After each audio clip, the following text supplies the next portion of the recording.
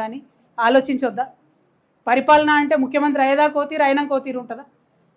ఇదే ఒరవడి ప్రతి ఒక్క రాజకీయ పార్టీది కూడా కనబడతా ఉంది. కాబట్టి ఖచ్చితంగా ఈ రాష్ట్రంలో ఒక కొత్త రాజకీయ శక్తి కావాలని బలంగా మేము విశ్వసిస్తూ ఉన్నాం, చాలా బలంగా విశ్వసిస్తున్నాం.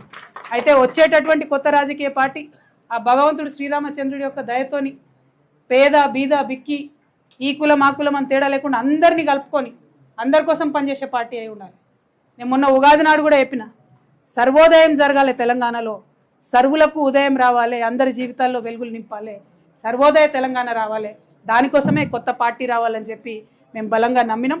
నేను తెలంగాణ బిడ్డగా తెలంగాణ జాగృతి అనేటటువంటి స్వచ్ఛంద సంస్థ ద్వారా తెలంగాణ ఉద్యమంలో గత 20 సంవత్సరాలలో మీ కండ్ల ముందే నేను పనిచేశాను. అనేక అంశాల మీద కొట్లాడినాం, రాష్ట్రం రాకముందు కొట్లాడినాం, రాష్ట్రం వచ్చినాక కొట్లాడినాం. ఈ అంశాలన్నీ కూడా మీకు తెలుసు, మీ కళ్ళ ముంగట్నే ఉంది.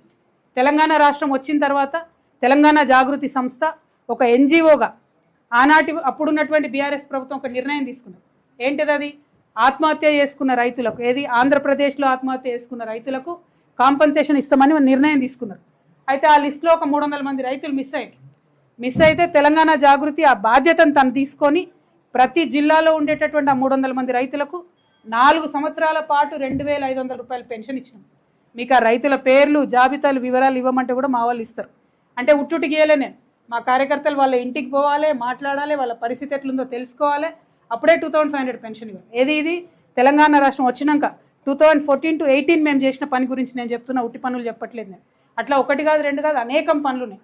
రాష్ట్రం రాకముందు పనిచేసినాం, రాష్ట్రం వచ్చినాక పనిచేసినాం, బీఆర్ఎస్ గవర్నమెంట్ ఉన్నప్పుడు పనిచేసినాం, బీఆర్ఎస్ గవర్నమెంట్ లేనప్పుడు కూడా పనిచేసినాం. నిన్నగాక మొన్న ఖమ్మం వెలుగుమెట్లలో ప్రత్యేకంగా ఈ రాష్ట్రంలో కొత్త తరహా ఒక రాజకీయ శక్తి రావాలని చెప్పి, కొత్త తరహా రాజకీయ కాంబినేషన్లు రావాలని చెప్పి, అన్ని రకాలుగా పనిచేస్తున్నటువంటి అనేక సంస్థలను కలుపుకోవాలని చెప్పి ధర్మ సమాజ్ పార్టీని కలుపుకొని వెలుగుమట్లలో చేసినటువంటి ఉద్యమం మీ అందరికి కూడా తెలిసిందే. అల్టిమేట్గా రిజల్ట్ తీసుకొచ్చినాం, పేద ప్రజలకు న్యాయం చేసినాం.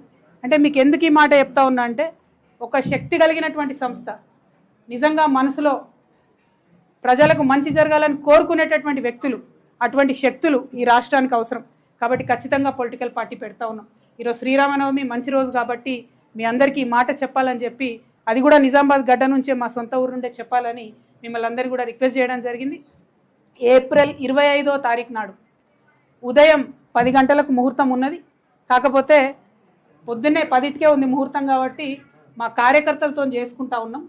మేడ్చల్లో మునీరాబాద్ అనేటటువంటి ఒక ఊరిలో, మేడ్చల్లో మునీరాబాద్ అనేటటువంటి ఒక ప్లేస్లో ORR దగ్గర ఉంటుంది. చాలా పెద్ద ఫంక్షన్ హాల్ దొరికింది, 20 ఎకరాలు ఉన్నట్టుంది. మా కార్యకర్తల కాడికే ఒక 30-35 వేల మంది పడతారు.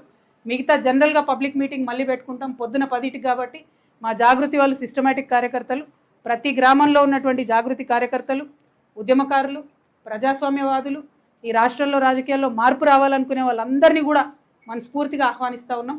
ఏప్రిల్ 25వ తారీఖు, వచ్చే నెల ఏప్రిల్ 25వ తారీఖు నాడు మార్నింగ్ 10 o'clockకి మేము జెండా ఆవిష్కరణ చేసి మా పార్టీ పేరు చెప్తాము. మంచి ముహూర్తం ఉంది, మీ అందరికీ తెలుసు, నేను ముహూర్తాలని బలంగా నమ్ముతా. మరి కాలానుగుణంగా పనులు చేస్తే ప్రజలకు కలిసి వస్తుందని నేను బలంగా నమ్ముతున్నా. కాబట్టి ఆ ఉదయం పూట అయినా తీసుకోవడం జరిగింది. ఆ మొత్తం డీటెయిల్స్ అన్నీ కూడా ట్విట్టర్లో, ఫేస్బుక్లో, వాట్సాప్లో మళ్ళీ మీకు లొకేషన్తో సహా, ఆ హాల్ పేరు ఆద్య కన్వెన్షన్, అద్వయ కన్వెన్షన్, మునీరాబాద్. మార్నింగ్ 8 కల్లా మన కార్యకర్తలందరూ చేరుకోవాలి. ఎందుకంటే 8 నుంచి మనం అందరం కొంత మాట ముచ్చట వేసుకొని 10కి ముహూర్తం ఉంటుంది కాబట్టి 10కి లాంచ్ చేసుకుందాం.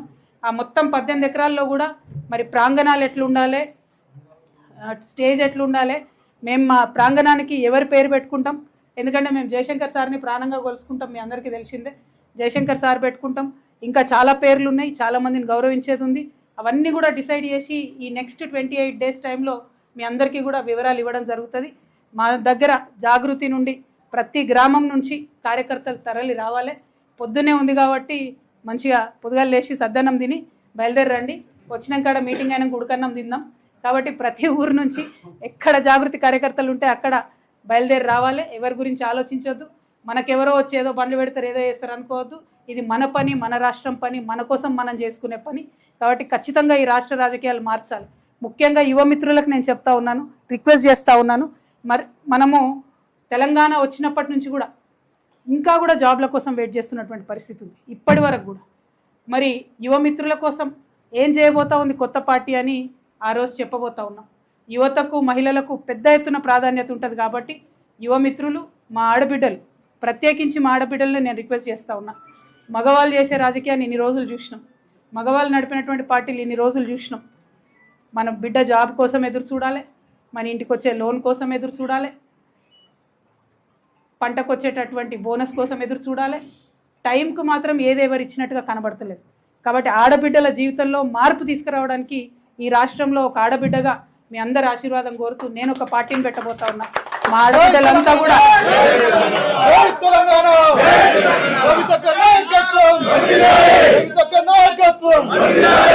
ఆడబిడ్డలంతా కూడా ప్రతి ఊరు నుండి కూడా తరలి రావాలని చెప్పి నేను రిక్వెస్ట్ చేస్తూ ఉన్నాను.